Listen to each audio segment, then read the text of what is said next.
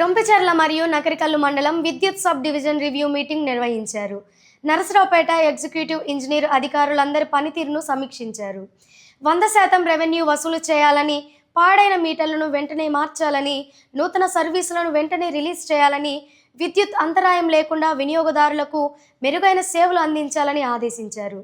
ఈ కార్యక్రమం Narasaraopet executive engineer CH Rambotlu, deputy executive engineer B Venkateswarareddy, Rompicherla AE K Rambabu, Nakarikallu AE G Sucharitha Venkateswarlu, junior accounts officer మరియు నకరికల్లు రొంపిచెర్ల విద్యుత్ సిబ్బంది పాల్గొన్నారు.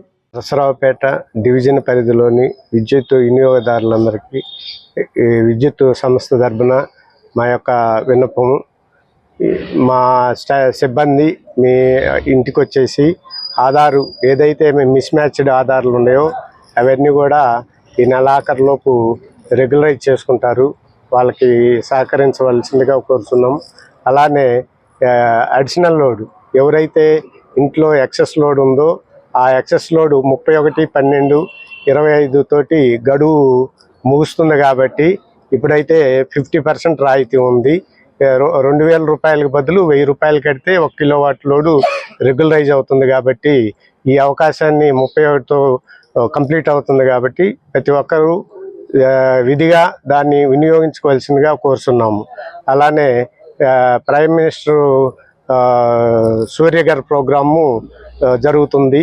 దీనికి సంబంధించి మనం మన ఇంటి మీద ఒక కిలోవాట్ లోడ్ పెట్టుకుంటే 130 యూనిట్ల వరకు విద్యుత్ ఉత్పత్తి అవుతుంది. అదే 2 కిలోవాట్ పెట్టుకుంటే 260 యూనిట్స్ జనరేట్ అవుతుంది.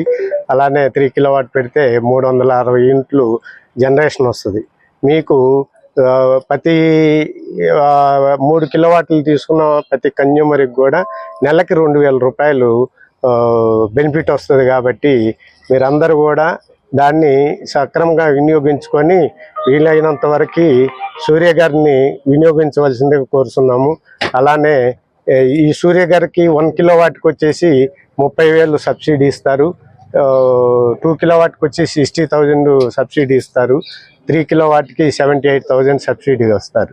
కాబట్టి ఈ అవకాశాన్ని మనం వినియోగించుకొని కరెంటు బిల్లుని తగ్గించుకోవాల్సిందిగా అందరినీ ఈ పత్రికాముఖంగా కోరుకుంటున్నాము.